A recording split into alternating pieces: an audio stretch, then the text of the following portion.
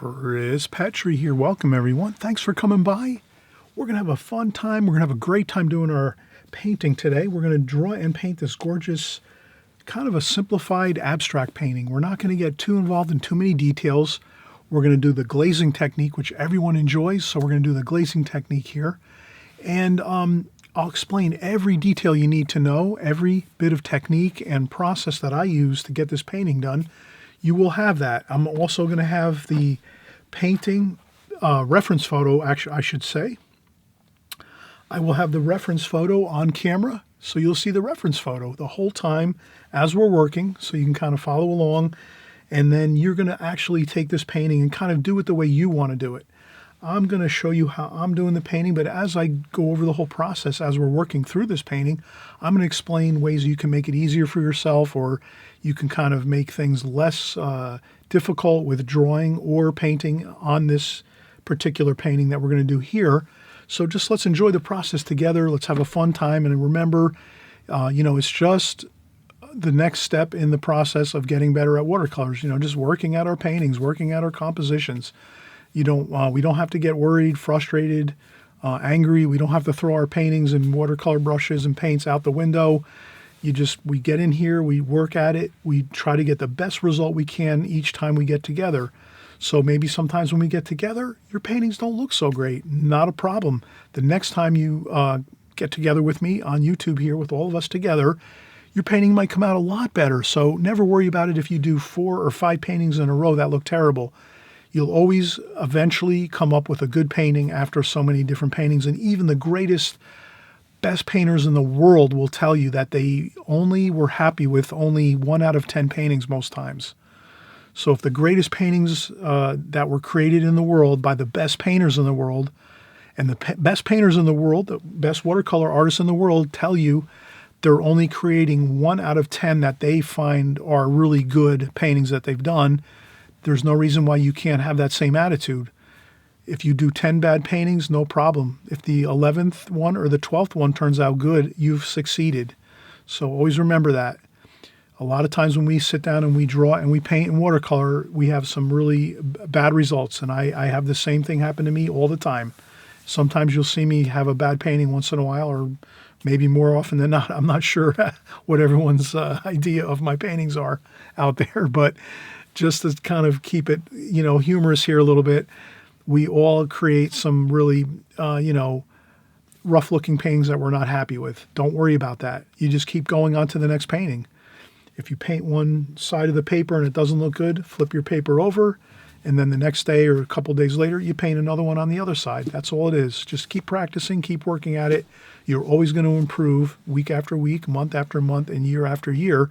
And if you're painting with us every week, and I hope you'll subscribe on the right-hand side below, so right on the bottom of this video here on the right-hand side, you'll see the subscribe button. If you subscribe with me here on my channel, you'll be at least guaranteed to improve quite a bit, because you'll be seeing what we're doing every week. And even if you're just watching, you're going to be learning. So remember, watching is learning. So if you're watching the videos and you maybe don't have time to pick up the brushes and the pencils to draw and paint, if you're watching, you're going to be learning a lot. I watched a ton of videos and tutorials on YouTube as I was working throughout the years in my art career. So there was times I was too tired to paint or draw. I just watched videos and I learned a ton, and it really does help you. If you watch a lot of videos, it will absolutely help you to think through your painting a lot better and also paint and draw better. So be encouraged. You're always going to get better. Stick with it. Enjoy the journey, most of all. Enjoy the journey. Don't get, worried about it if 1 or 2 paintings here and there aren't looking good. Just keep working at it. Okay? All right, so let's start this painting right here. You're going to have a fantastic time working with me. I'm going to explain everything that I'm doing. No hidden secrets here. I'm showing you all that I have, all that I do. I'm giving you all the information I can so that you're going to be able to kind of follow along and see what I'm doing and be able to apply it to your paintings. Okay? All right, so we'll be right back and we'll get started.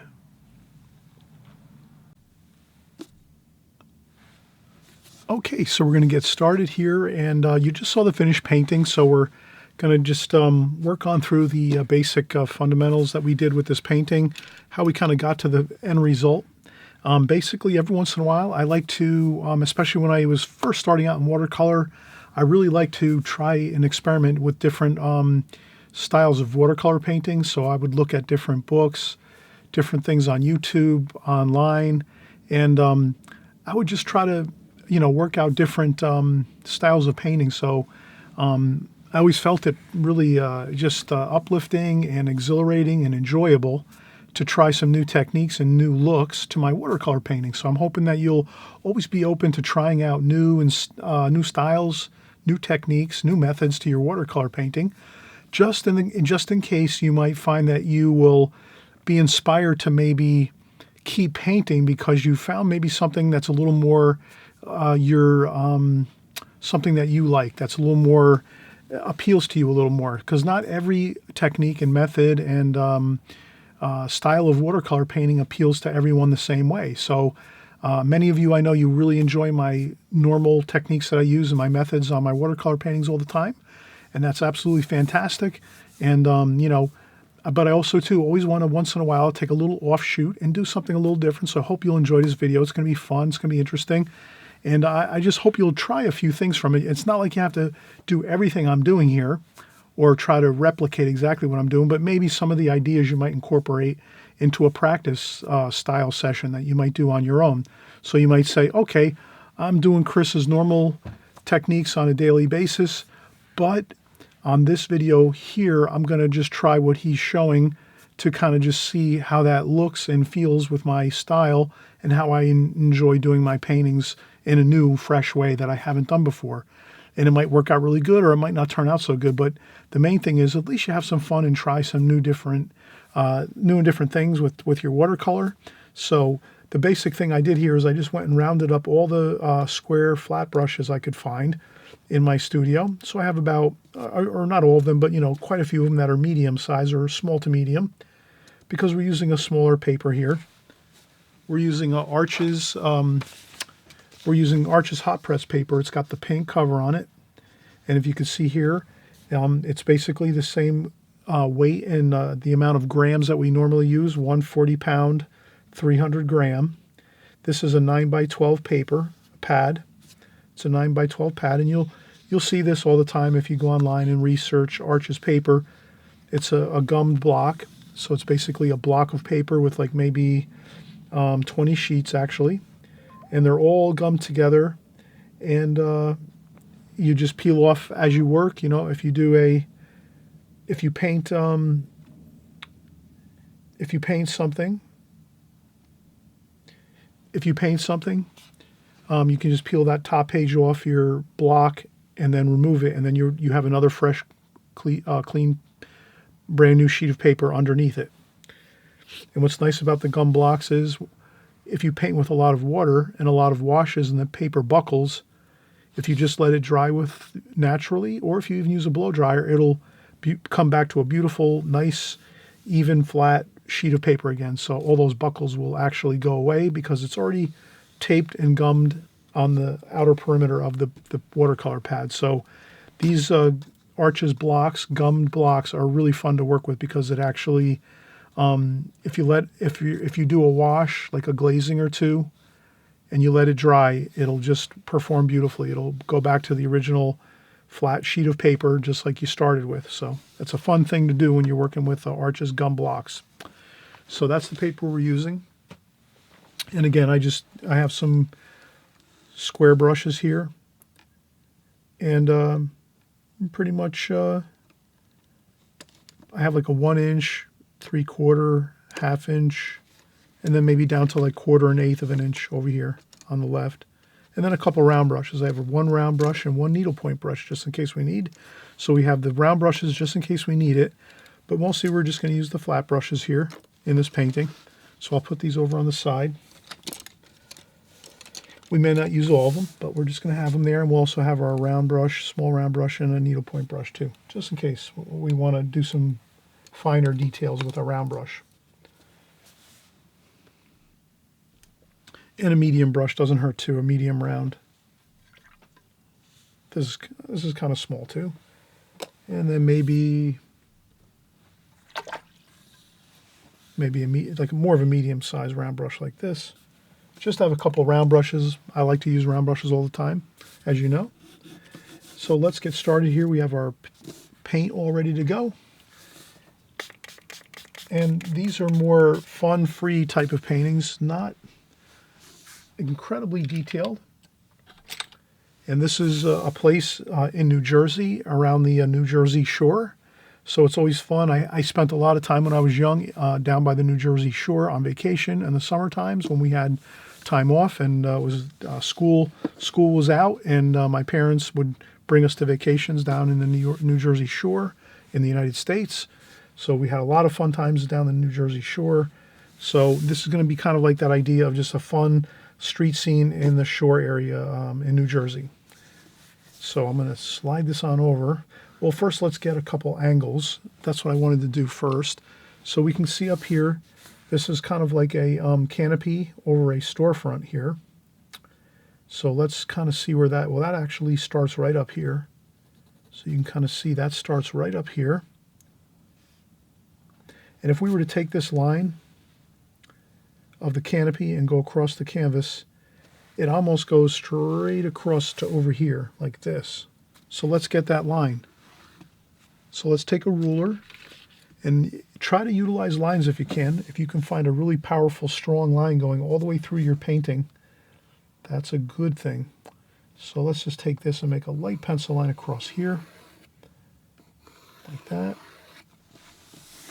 And that's kind of like the canopy here going all the way across and down into the corner of this painting, almost to the corner. It's a little bit above the corner. And then we'll just start working our lines here. So I'm going to go down here, and then there's some signs here, some signage. I'm not going to get too fancy. I'm going to do some light pencil lines first. So I'll tell you what, since it's really hard for you to see these light pencil lines, I'm going to stop the tape now and do a light pencil line of this scene, and then I'll come back and I'll go over with a darker line and I'll explain how I did everything as I'm doing my darker pencil line, because right now my lights are very bright and I almost have to use a really light pencil line to kind of sketch out everything first before I do a darker pencil line. So I'm hoping you'll bear with me on this. Let me do a quick light pencil line and lay things out on this painting. Once I'm done with that, we'll come back and I'll do a darker pencil line and show you how I did all of the drawing for this particular painting. And it's not going to be a lot, actually. We're going to keep it very simple. Okay? All right, so I'll be right back.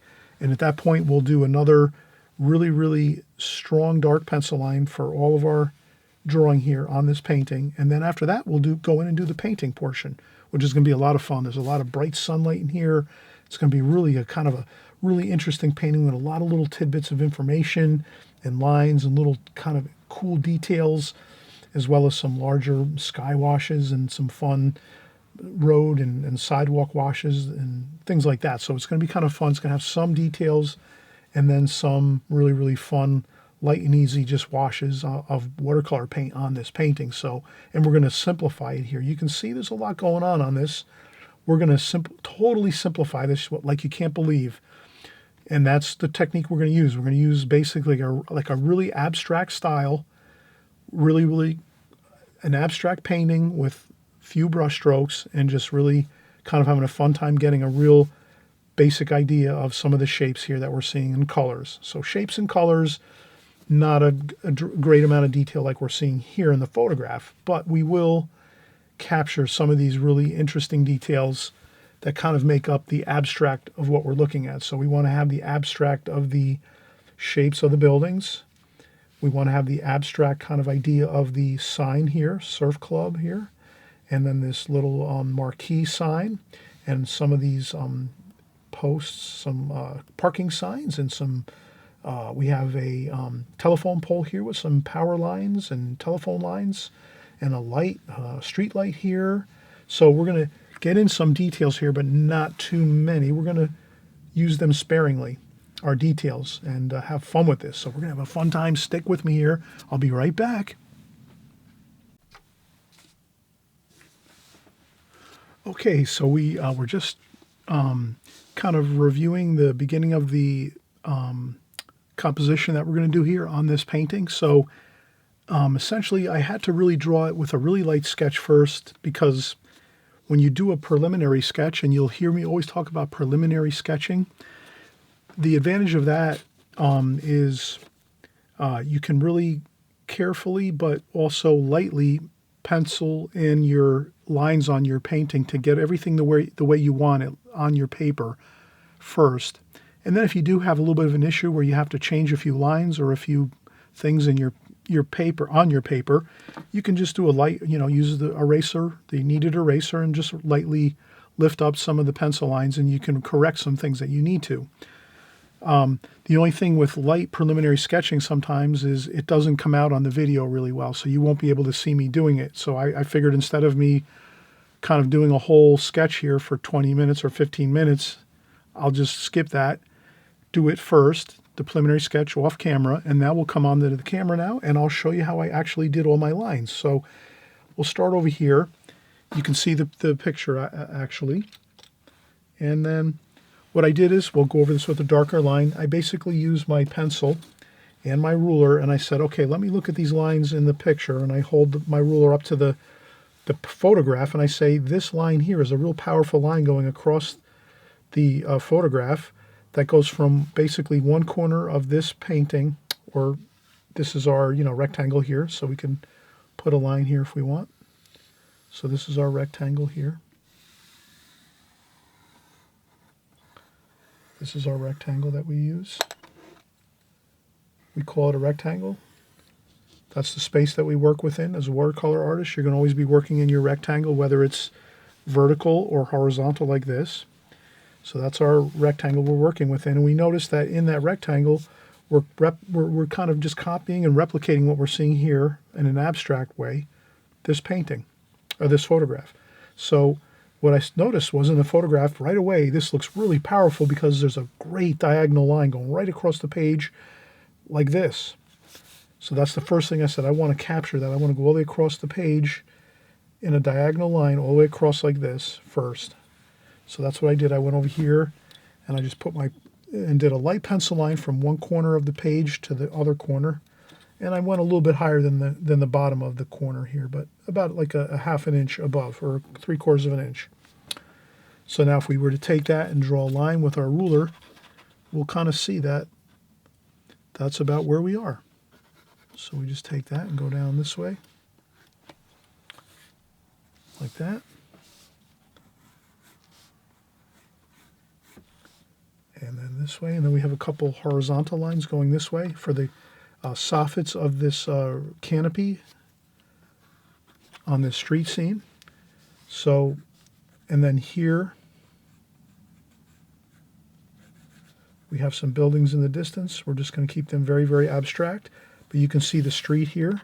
So we could even take our ruler and just do our street lines here, like this.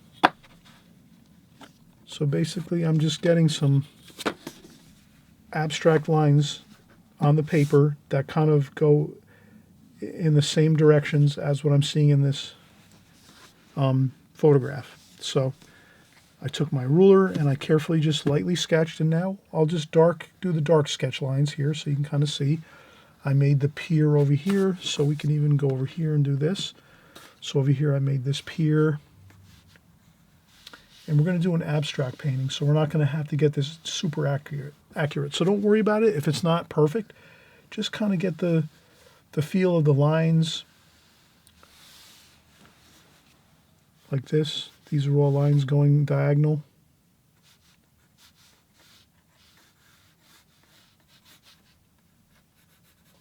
Like that. Then there's some signage here.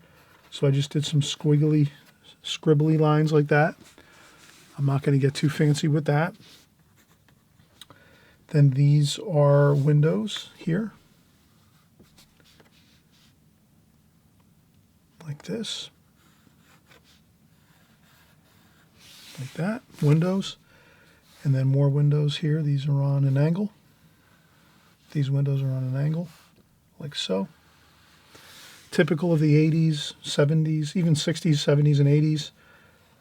The glass is angled. So the wall is the glass windows are actually on an angle, like that. If you want, you can skip any fancy angles and just keep these straight. Maybe I'll do that. I won't get too fancy. Let's do this. Let's do a straight pier here, like this. So I'm just going to do a straight pier like that. Carry that line through here. So this line goes all the way through like that. This diagonal goes all the way up this way, like so. So you're kind of seeing how I'm just building some angles here. But again, I'm going to erase some of this. I'm going to erase some of my pencil lines when I'm done. I just want you to see how I'm drawing this. But I'm going to do this very, very abstract and very loose, so you don't have to draw as much detail as I'm doing here. I just want to show you how I'm getting all of my lines here. That's all I want to do, is make sure you see how I'm doing this all. So over here, we can kind of see the darker windows over here on this building, like so. The angles go the same direction this way. So it's almost like everything is funneling in on a star pattern. And I often talk about the star pattern when you're doing your paintings and your art. The star pattern is just basically perspective. So in this painting like this, so if we're doing this is our painting like this, right? That's our basic rectangle here. And then in this painting, we're going across the whole page on an angle like so. And then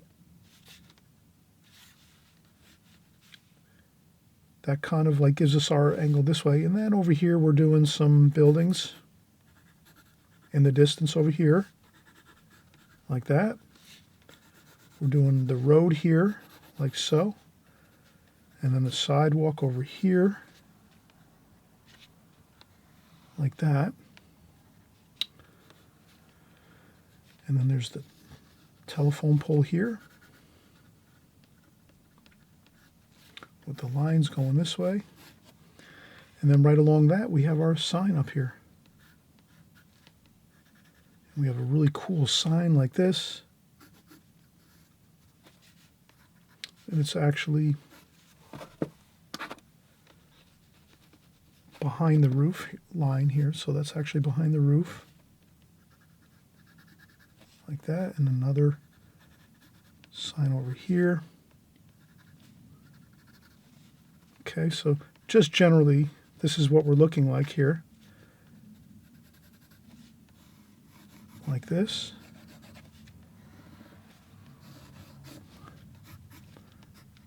Like that. Can you kind of see how everything's kind of funneling down this way and funneling in this way? This isn't actually here over there, but we have the buildings over here like so. Like that. And this is the distance with some cars and things over here. This is the road here.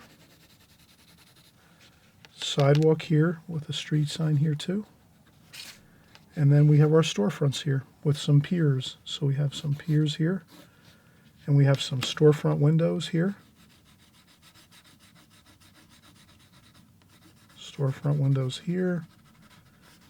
So you can kind of see how that's shaping up to be a really nice street scene with these really powerful angles going through the scene like this and then in like this. So it's almost like it's all funneling in, almost like an exact star pattern. Maybe not perfectly like a star, but you can kind of see how it's all funneling in like this.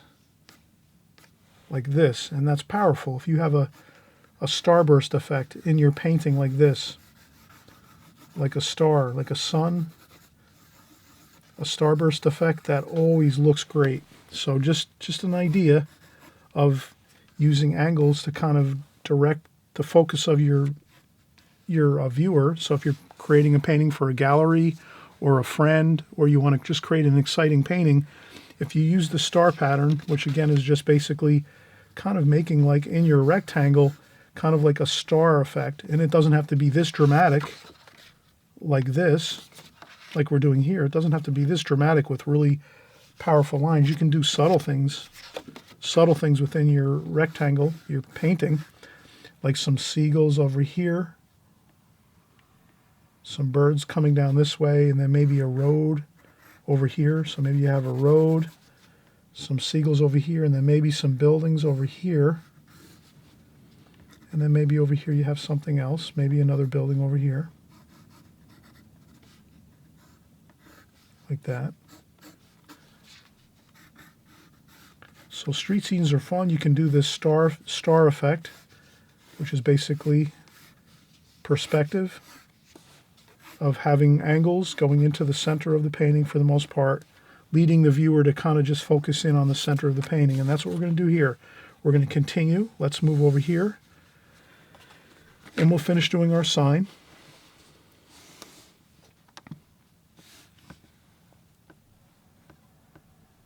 There we go. So our sign is over here.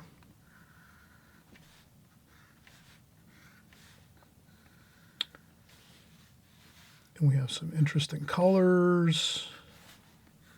A marquee sign over here. Another bit of signage up here with our name of our club here. And then we have an interesting telephone pole here.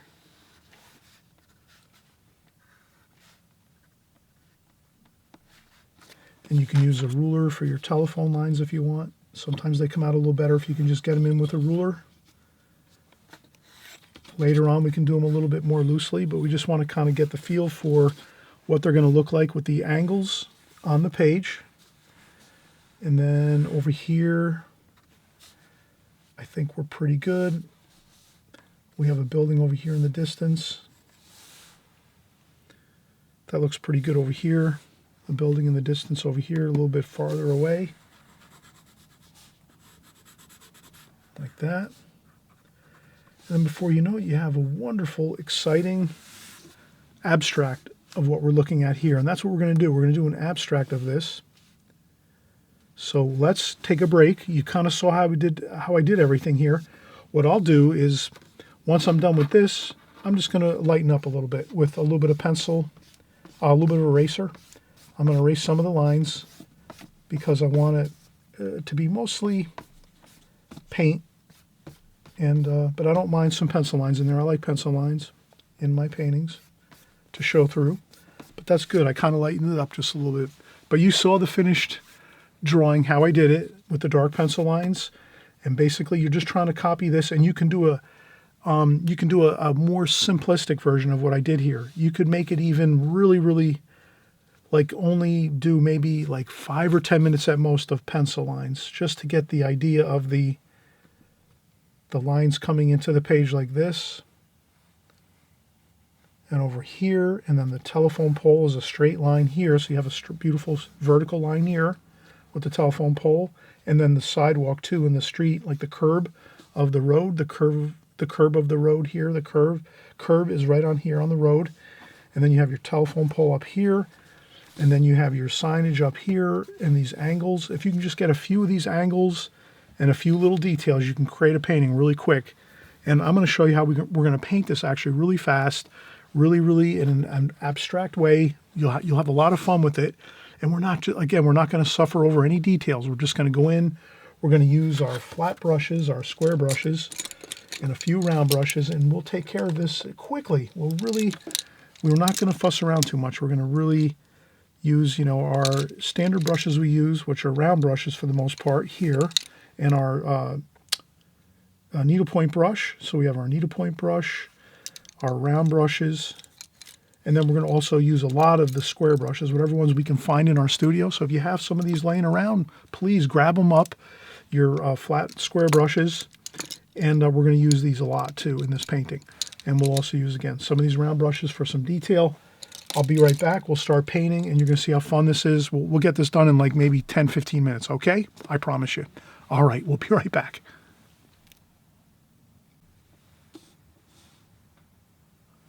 Okay, so we're back, and we're actually working from our photograph here.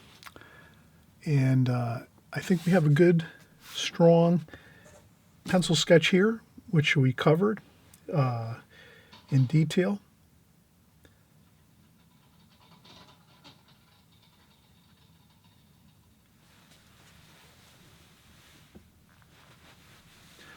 Next, we're going to mix up some sky wash. Let's do we're going to do this in glazing, so we're going to work the glazing technique here, which means we're going to do the lights first, and then we'll do the darks on the second and third washes. So the glazing technique is real straightforward. You get your lights in first, so that would be like your light sky washes, and you get that done first, maybe some light shadowing in the picture, and then once you're done with that, then you start working over with some darker washes, but you have to let the first wash dry completely. So we'll do that. We'll make sure that our first wash dries completely, and then the second thing we want to do before we even start, you always hear me rant and rave about getting your spotlight in your picture, which is your light source. So we're going to basically show that our light source is up here. This is our spotlight. Okay, so I always mention that. Please get your light insignia, your spotlight insignia on your painting, on your tape. So you tape around your painting first, a little bit of tape, maybe 1/4 of an inch, 1/2 inch. So this way you can make some hash marks on there, and you can do your light insignia here. You have a couple things you want to put on your tape, and then when you peel off your tape too, you have a nice beautiful border around your painting. All right, so now let's do this. Let's get some fresh clean water on the paper right over the top in the sky area, just like so. So I'm putting in some fresh clean water where the sky washes are going to be. This is again Arches satin paper, which is extremely smooth paper. It's not rough paper whatsoever, and that's what's great about it when you're doing these abstract paintings like this, where we're just going to go real fast. You will notice that everything just goes smoothly, and there's no real hassles anywhere with your washes. You just kind of zip right through it.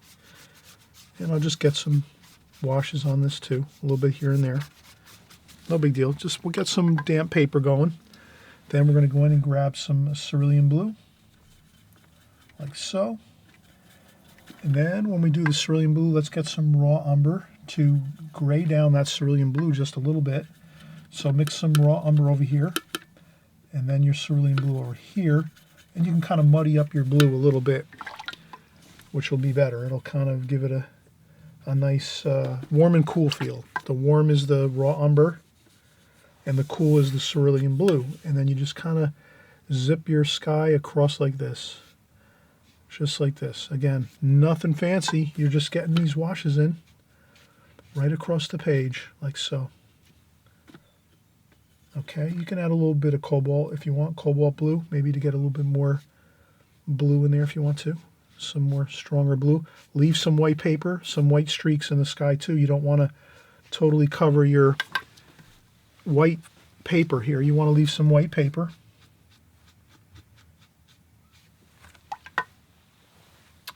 Okay, and then where your raw umber comes in handy is over here in the lower portion of the sky. So that's where I'll put some of that raw umber in the lower portions of the sky, like that. Usually the sky tends to have a little bit of a warmer hue at the bottom of the sky, like that. Perfect. Then we'll go in and get some more blue, and we'll just get some light wash on the road and sidewalk here. Now the sidewalk here is pretty bright. There's a little bit of wash on the sidewalk, but not too much, so I can even take a tissue and maybe wipe off a little bit of the wash, just so it has a tiny bit of color to it.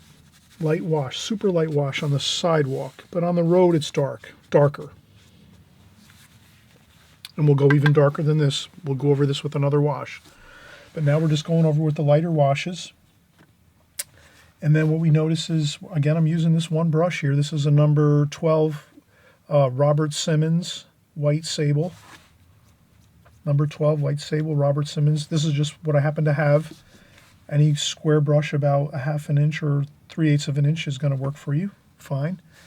And then here we have a little bit of shadow on this these beams here. I need a little more raw umber to this blue. And I could use a smaller brush now too, so I'll switch over to a little bit smaller brush. This is a number 6 Princeton and Art Brush Company, number 6 brush. So you can sort of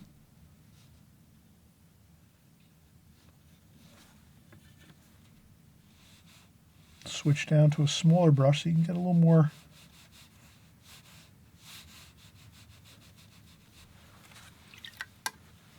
it's easier to handle a smaller brush to get your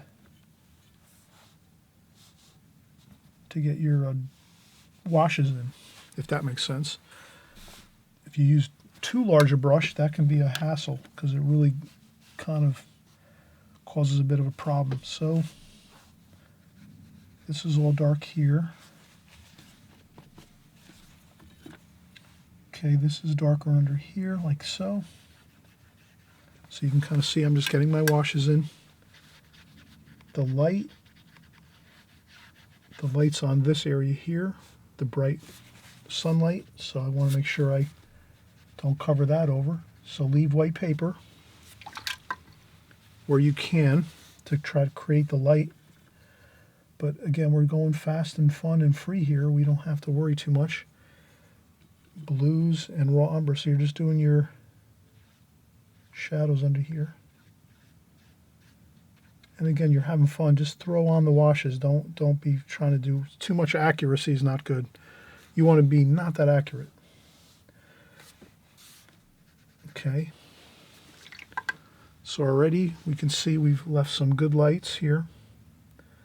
White paper, white paper, white paper up here, white paper over here. We're going to do darker darks over here, so we could actually fill this in over here with some blue and green. Again, we're using that same wash.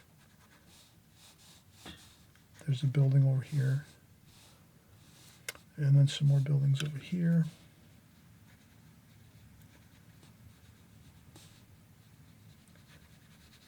These are shadows over here.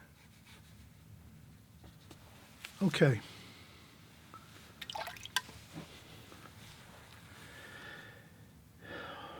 All right, this looks good. Okay, so we've got the first wash on. I think we're pretty much good for the first wash. We could go over this here area.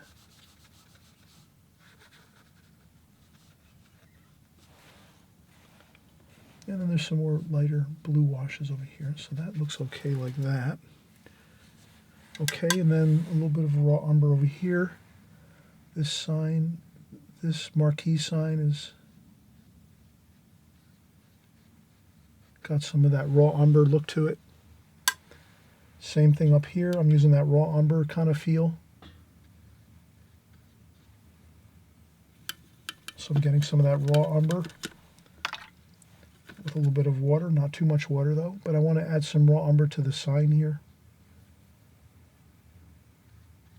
This sign up here has lettering on it, and it's kind of got a shadowy look to it. So I'm going to put that raw umber underneath, and we'll go over with a darker wash. Now remember, we said we're doing darker washes over lighter washes here. We're doing the glazing technique, and many of you that work all the time on my channel, you're doing a phenomenal job. You kind of, this is like for you, old school, you kind of just know this already, old hat. It's basically a light wash first, like we just did here with the raw umber, cerulean blue, and then a little bit of cobalt blue we used too. So that's our 3 colors, only those 3 colors. Very light washes over the whole painting. We did the sky wash, we did the road, we left some very, very light wash on the sidewalk. And then these buildings over here, we pretty much left white paper over here, white paper in the windows. We'll go darker though on the window areas later, but for right now, this looks perfect. So if you've got this much done so far, where you got your sketch in, and then you got some really light washes of, again, cerulean blue and raw umber on your page, you are like 100% set, because then all you have to do now is let this dry 100%. Use a blow dryer if you want, or you let it dry naturally for like an hour or two. Depends on how warm your area is that you're working in. So you might be in your kitchen, you might be in your dining room, your living room, your bedroom. I don't know where you work with your studio. Maybe the basement, you have your own little spot. Wherever little spots you like to figure out where you like to paint. They might be different temperatures. You might work in the basement where it's cooler, or you might have a sunroom where it's a little bit warmer, let's say, like if you're working in a different area where it's warmer climate. So your climate really will kind of have a big effect on your watercolor painting. So if you live in a warm climate, your paintings tend to dry pretty quick and you won't have to worry too much about using a blow dryer. But if you're in a cooler climate, you might have to use your blow dryer once in a while. But the main thing is, once you get this first wash done, let it dry 100%. And then we move on to the darker washes, and you're going to have a fun time doing the dark washes over this, because that's really where everything comes together and you just see a beautiful painting come to life when you do the darker darks over the top of this really light wash first. So this is the key. First light wash, get that done, let it dry 100%, and then you go in an hour or two later, or if you have a blow dryer, you can do it in 10 minutes, and then you can start your dark washes. So let's start. We're going to start in just a second our dark washes. And if you're having fun so far, I always mention, please subscribe on the right-hand side below on this video. You'll see a little subscribe button. If you want to keep following along with us here, we're all working together doing watercolor paintings every week. So if you want to keep working with us, together with us all here on my channel at Chris Petri on YouTube, you just click the subscribe button, and then you'll just be kind of joining along with us every weekend or every week whenever you like to watch the videos. But we're making new videos every week. We do everything, like we do flowers, we do street scenes like this, we do landscape, we do buildings, city scenes, we do flower paintings, we'll do portrait paintings once in a while, and figure paintings. And so we do everything here. It's all watercolor, so you'll really have a lot of fun. And we also have a beginner series where if you're just starting out in the very, very beginning of your journey in watercolor, you're going to want to check my videos out, and you just type in Extreme Beginners. So if you just type in Extreme Beginners into YouTube, you'll see all my videos that are kind of like geared towards if you're just starting. So if you're here for the first time, welcome. And again, it's all about if you're just starting out and you're an extreme beginner, you're just getting involved in watercolor for the first time, you definitely don't want to like get maybe too involved with a lot of fancy palettes like this and whatever. You just want to start out with a real simple palette, and I show you on the Extreme Beginner series how to start out real simple. You can buy like a new palette for like $10.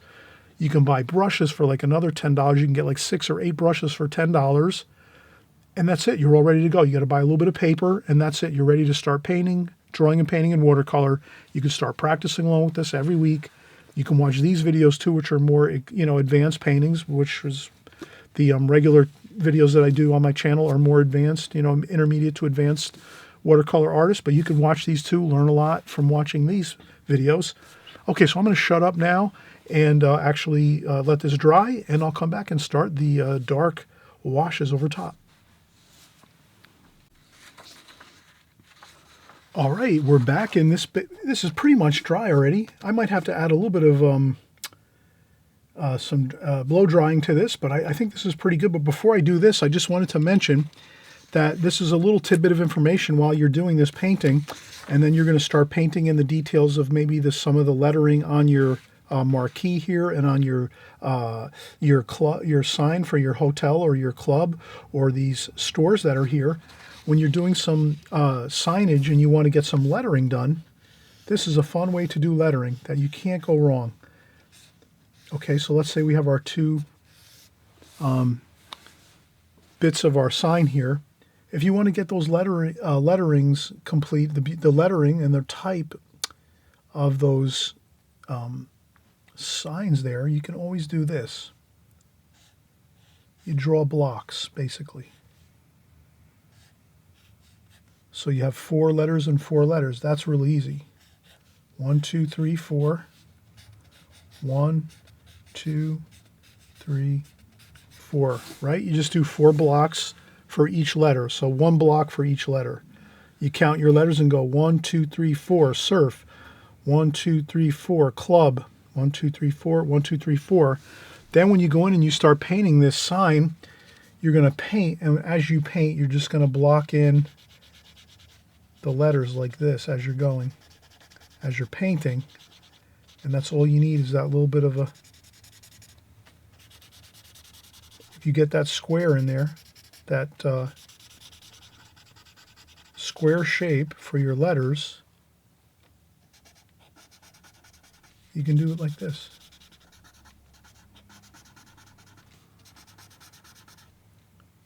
And then your R is like this.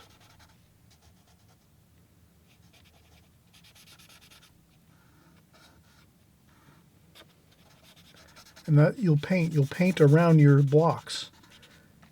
And you just look at your blocks and say, okay, how do I have to do this? Okay, there's 1, there's 2. Up top, you go around. So imagine if my Sharpie is a paintbrush. You just paint around your blocks like that. And you say, oh, wow, yeah, that's like this. And you just keep painting around it until you arrive at your lettering like that. Surf. So we got our surf done, and you do the same thing here for your C. You just block in your C like so. Like that. And you're just doing your painting. So you're using your paintbrush. So imagine my Sharpie again is my paintbrush, and you're painting on this sign, and you just go around it like that. And then there's the L, club, U, you do that, the U, and then the B. You do some round shapes there, and like that. And that's how you would actually do this really simply and easily so that you can get this rendered quickly. Again, we're not taking, 10 hours to try to create these signs and things like that. And then for your marquee underneath here, like so, your marquee, that's even easier yet. You're just going to freehand draw it like this. Just freehand draw the lettering in like this. And if you want to draw some lines with a ruler first, you can draw in some level lines with a ruler first, like so, like that. And then you just draw in your lettering right between each of the lines. But they don't have to be perfect, and you don't have to spell out this verbiage here. You can just do some real loose letter looking type things. You don't have, but this you want to nail this and get this done nice, the surf club type thing like up here. You definitely want to get that really looking good like so. If you want, you don't have to do that either too. You could leave it more abstract. But I think if you can get the surf club in really good, and then this here, you don't have to worry. You can just make these kind of loose or draw in the letters, but just don't fuss over it. Just kind of draw it in and get it done, and then you'll be all, and we'll do it that way. So you'll see how I do it, but wanted to mention to you that if you draw cubes first or squares first, that's how you can really get some nice lettering. Like the S is like this, U is like this, and then you just paint around it, and you get the lettering really nice, like so.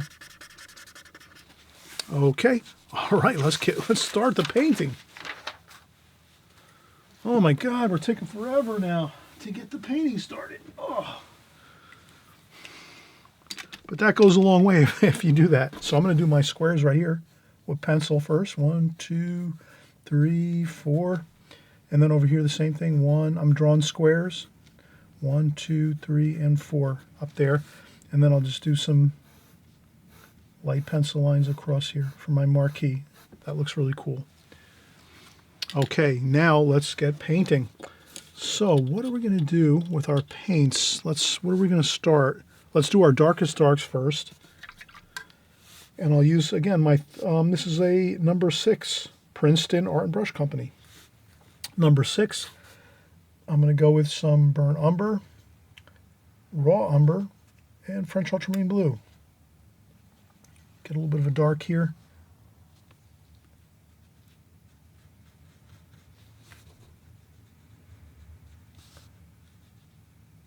All right, and that's kind of like how it looks in the painting, in the photograph. A little more blue, darker dark.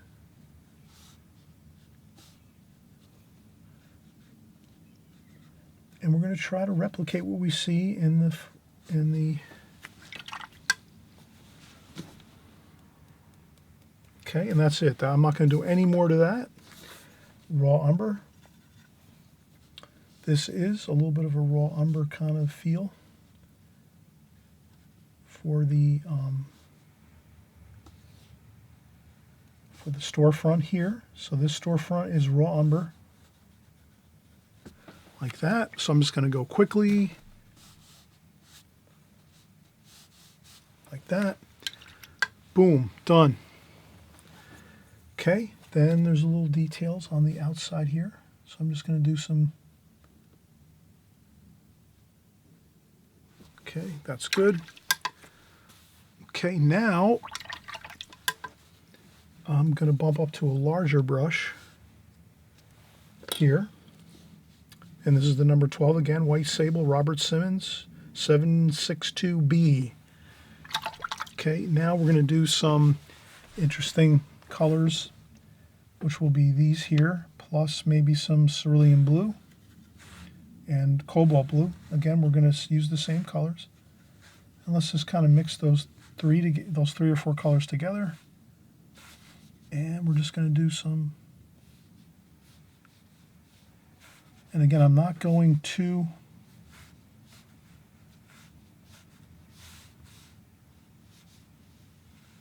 I'm not doing as much detail as we see here in the photos. I'm just using my square brush. I'm leaving some light white paper in there too, like that.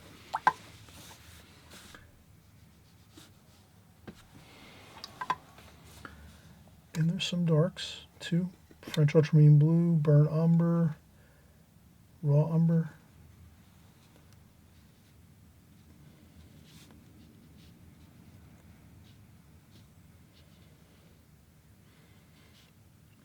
Then there's some of these window panes.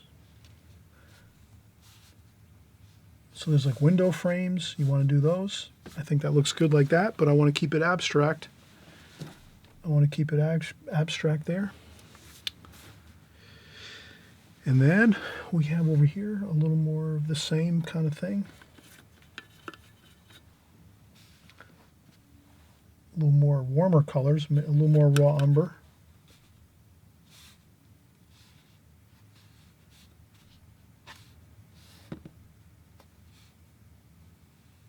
You can kind of see how I'm just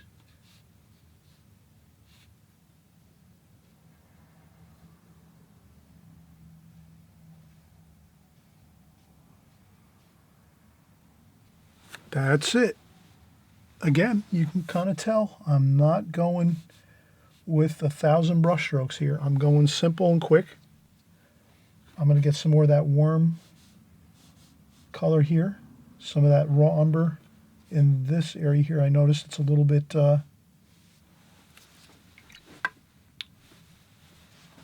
it's got a little bit too much coolness, so I want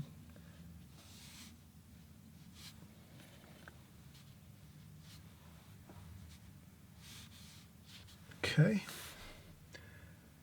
and some lines this way. There we go. I know a lot of you are going to find this really fun to do this type of painting where you just kind of, we're going to do our road now here. So I'm going to do the roadway. This is a little bit dark too. Let's get this in. This will balance these darks over here if we get this in a little bit darker. But I realize a lot of you that paint with me every week, every day, every week, sometimes you might get a little bored with the same old routine. So that's why I try to change up a little bit and kind of encourage everybody, try a new technique once in a while, a new style of painting. Why not? It's not going to hurt anything. You might try and say, oh, wow, I like this. This is kind of cool. And the next thing you know, you might be kind of venturing out on a new style that you might find for yourself. And it works better with what you want to do, what you want to accomplish with your artistic pursuits. You know, sometimes everyone doesn't want to paint exactly the same way all the time, so that's why I try to encourage everybody to, try different things. So again, this is more of an abstract painting.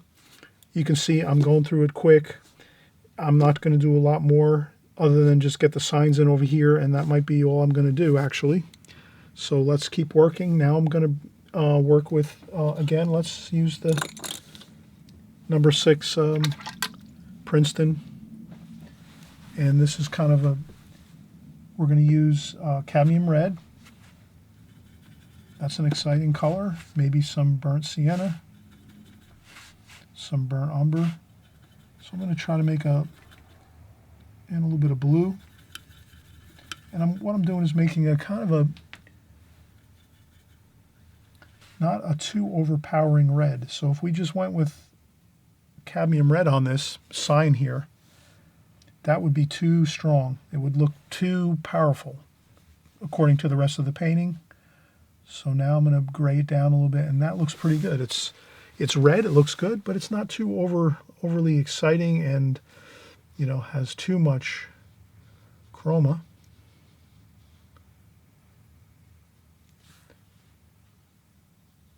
Okay, and use whatever brush you feel comfortable with. Okay.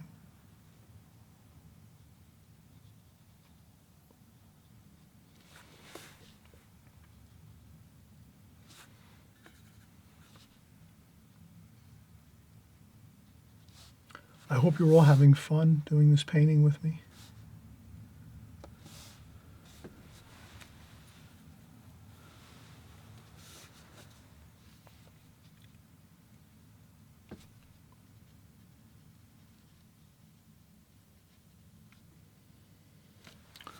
Okay, there we go. Now, let's use our round brush to do our lettering. It's going to be a little easier to do our lettering and our signage up here with a round brush. So I'm going to take my round brush, burnt umber and French ultramarine blue, a little bit of raw umber too. Let's kind of get this over here, mix it down a little bit. That looks pretty good. A little more cobalt blue maybe. So get the color you want. That looks good. I like that. That looks good. Kind of like almost like that looks like a Prussian blue, a muddy Prussian blue there. So it's not quite a real powerful Prussian blue, but it has that look of like a cooler, like a green and blue with the muddiness of a little bit of burnt umber in there. That really looks good. And now we're just going to go right in there and zip this sign in like so. Don't take forever. Try to do it as fast as you can without, messing it up. And then we'll do this. I get my blocks. Again, I'm doing my blocks. Remember we talked about doing the squares? You do your squares. Bam. You got your squares in.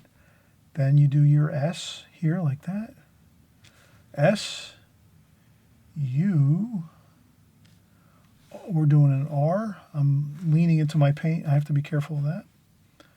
S-U-R, so an R is like this. An R is a dot with a rounded portion there, like that. And then another bit there, and then we're doing an F. F is like so. Then we put a line there. And then we shorten that one there. There we go. Surf. Look at how good that looks.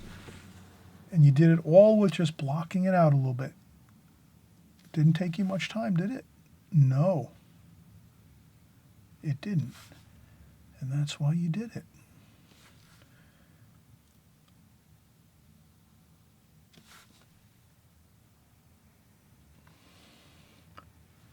Club. So we have a C like that. L.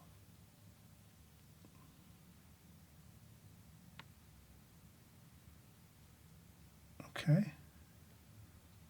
L and then a U.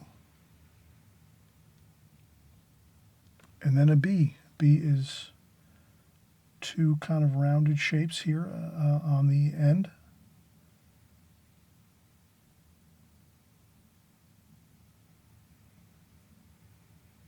that. Perfection. Look at how good that looks. We're done. We have the signs done. Look how good that looks. Okay, now we're going to do the marquee. Let's get some gold in there, some raw umber, and some yellow ochre. And let's do our marquee sign. There we go. 1,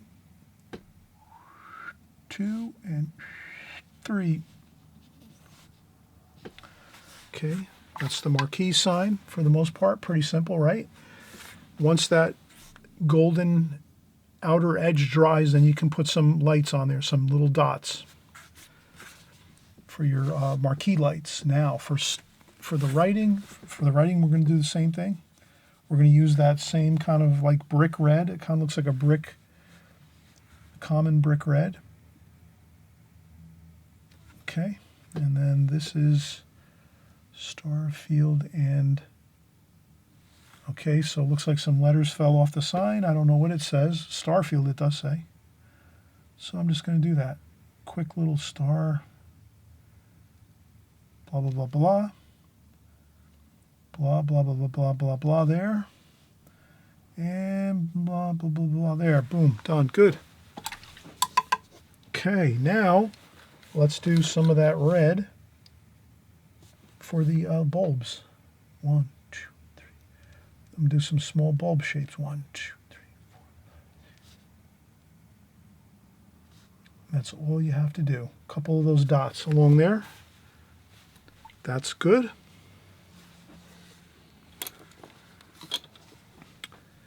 This part over here, again, I'm going to use the blue that we mixed up. Like we said, it was a Prussian blue with a little bit of the brown. And so we basically made this blue by using burnt umber, French ultramarine blue, and a little bit of raw umber. Now here there's some signage up here, so let's do this. Like just pretend we're making some signage. You can do it however you think you need to do this, or you can leave it out too. If you don't want to do this signage up here on the right hand side on the photograph here we're looking at, you can kind of see it over here if I put it over here. If you don't want to do this signage up here, you don't have to do that. I'm just going to do it really quickly and just pretend there's some lettering there. I'm going to use some light wash. I'm going to water this down a little bit. I'm going to take my brush and dry it off on a tissue so I don't have too much paint on there.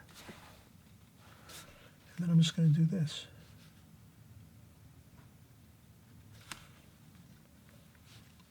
I'm just going to pretend I'm putting on some writing. Then here I kind of see there's something that I think it says goods.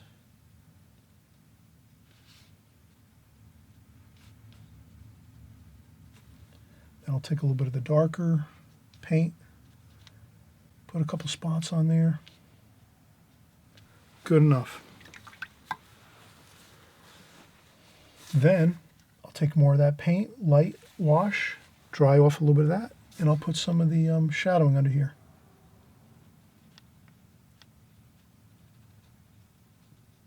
Like that.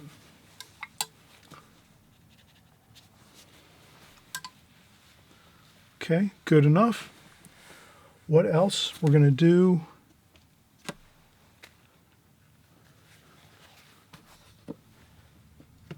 Let's take a break. This is a perfect time for a break.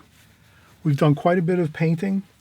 We've got a lot of our darker washes now over the top of our first glazing. Incidentally, we did say you have to let that first wash dry with the really light sky washes that we did and some of the shadowing and some of the lighter washes of these buildings over here. You have to let this all dry 100%. Then we go in and we do our darker washes like you see here. So we're doing all these darker washes in the windows over here, the road, this sign up here. These have to be done when this is 100% dry, your first wash, your first glazing.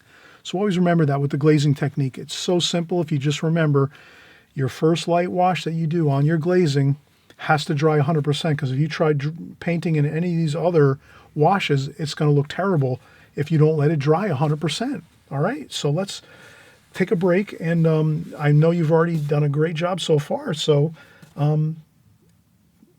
beautiful work, and we'll get finishing up here actually. We're going to do the telephone pole, little details on the buildings over here, and I think we'll be completed actually. So we're almost like 90% done here.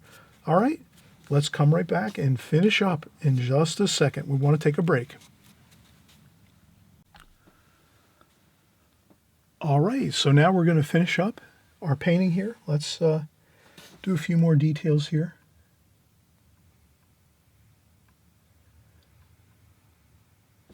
There we go. Just wanted to do that little bit of that red structure, which is the sign. And this could use a little bit, this is the light's coming from this direction. So we could actually do a little bit of some light on the signs here.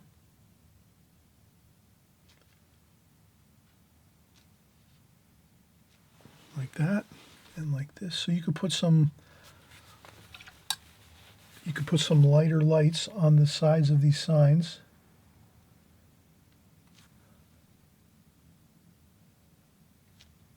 Which kind of make them look three-dimensional. So you have a little bit of a light shadow on this side of the signs. Can you see that, how I did that? Just a little bit, kind of really adds to it. Makes it look pretty good. Same thing with the marquee. You could take the marquee and just add a little bit of a light wash on the side of the marquee there. Okay, now let's do this is a little tip or a little bit of a tidbit of information if you want. If you want to get a straight like utility pole or communication pole or whatever you're going to do here, you just put a piece of drafting tape or painter's tape alongside that pole like that. Then you get your dark paint. Get some good dark paint on there, right? Then you dry off some of that paint on a tissue so that your brush doesn't have too much paint on it. And then you can just go right alongside the tape carefully, like this. So you paint half on the tape, half on the paper. And then when you lift up the tape, you have a perfect line. Then you can go across and do the you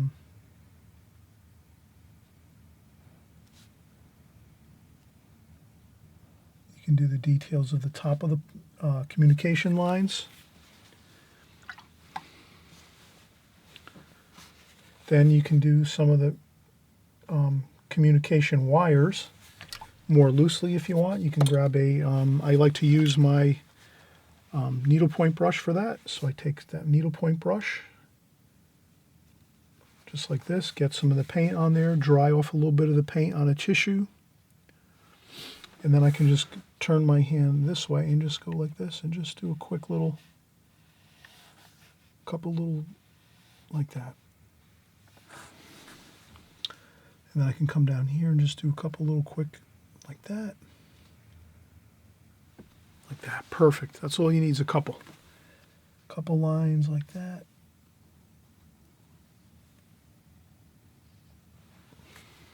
That's all we need. You can always lift up a little bit with the tissue, just to soften that up a little bit, but I think that looks pretty good.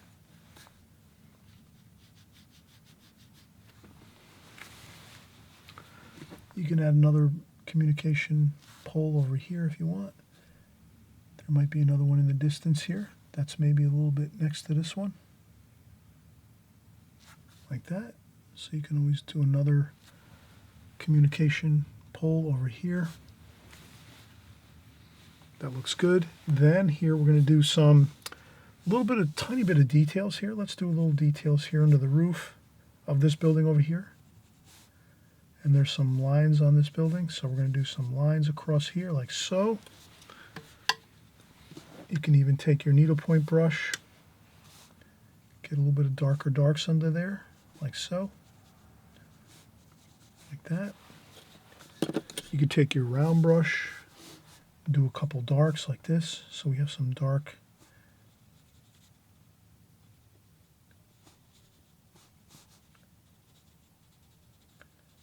So we do some darks on this building over here on the left.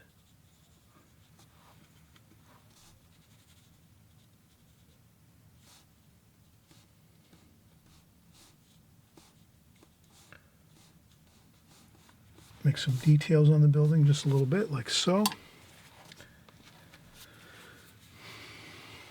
Then maybe over here in the distance, there's some more very, very fine details over here. Just some buildings over here. There's some buildings in the distance over here.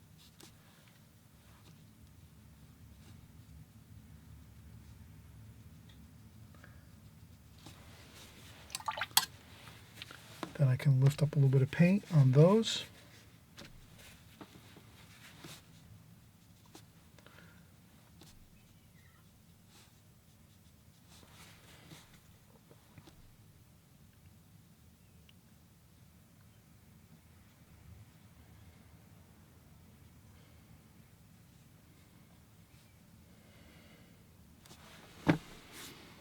Okay.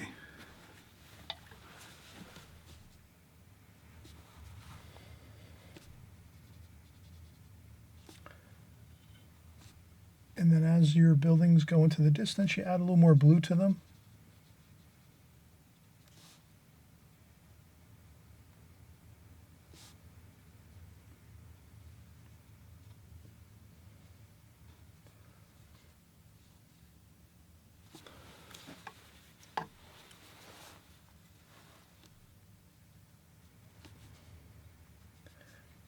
And you can put in some details as much as you want. I try to keep it pretty simple there. Like that.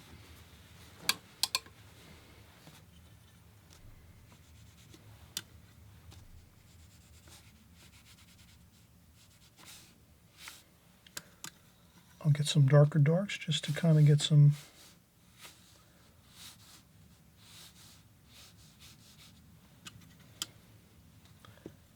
just a couple little quick lines like this. Okay, then over here on the sidewalk, there's some shadows. Just a little bit of shadows here.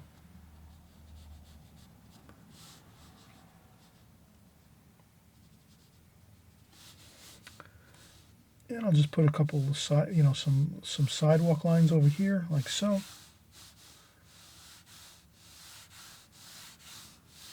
Like that.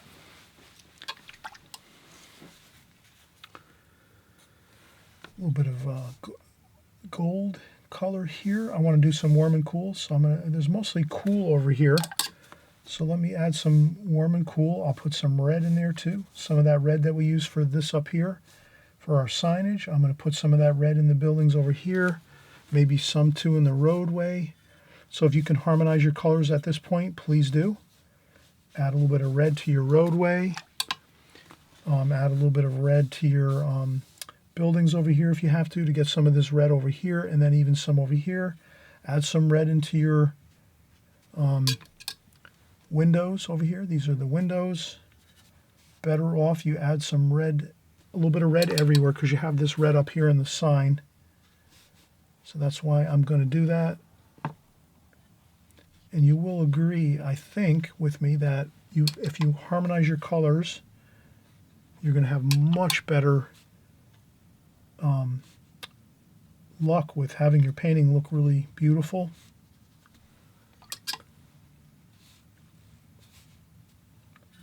So that's why I'm doing this. I'm adding some of that red here, you can see, and then over here too. Some of that red there. Even some in the shadows here, in the soffits of this roof area here. Just a little bit of red. Not too much, a tiny bit.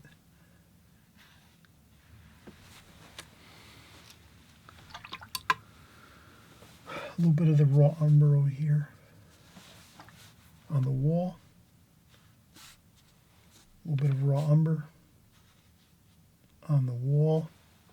A little bit of raw umber on the sidewalk. So the sidewalk gets a little bit of raw umber and red. Let's put a little bit of red too in the sidewalk, just a tiny bit. For that warm kind of feeling, the sidewalks here. You can, at this point in time, you can touch up a little things. If you have any problems with some things, you can add a little bit of white. I'm going to add a little bit of white to go over some of these spots that I smudged with my hand. I leaned into my painting and you can do that. You can add a little bit of white paint just to cover over some spots. A couple more shadows. You can see a couple more spots you might need some shadows.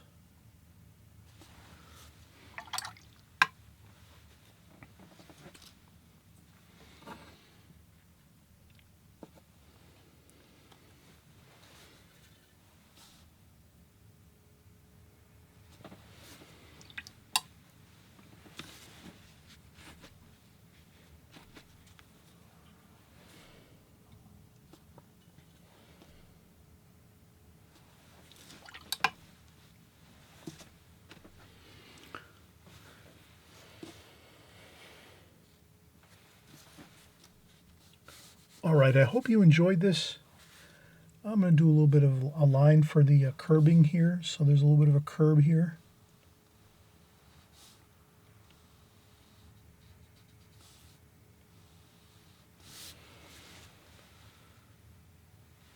You could even get really exciting and do a little bit of more yellow there. Now this yellow isn't anywhere else in the painting, but I think you could do that. That might look pretty cool. Maybe you could take that yellow too and just put it a few other spots, maybe. Maybe a couple spots here and there, maybe in the windows.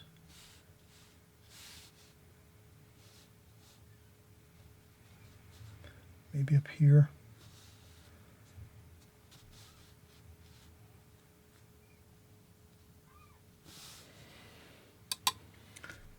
Maybe over here.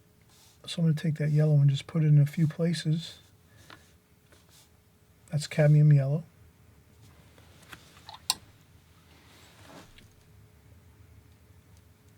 So I put it subtly in a few other places around the painting, that cadmium yellow.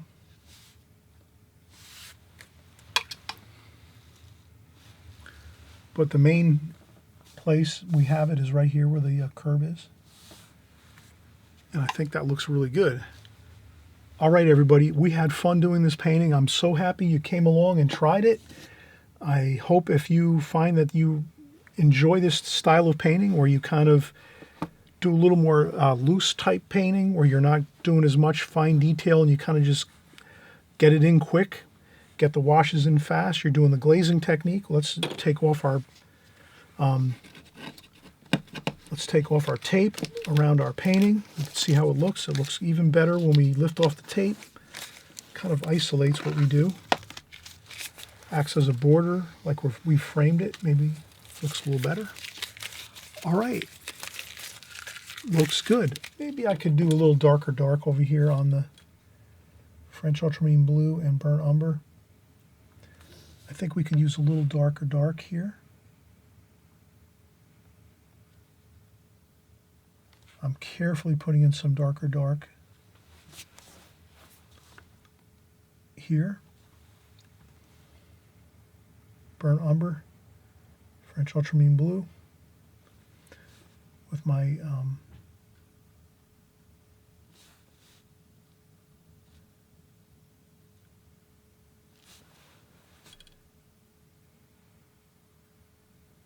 needlepoint brush.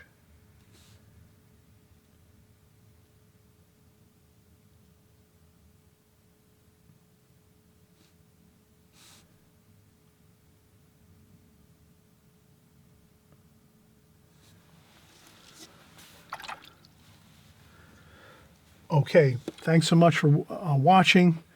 We'll see you on the next video. And happy painting. Enjoy the process and enjoy the journey of watercolor. And we'll see you soon.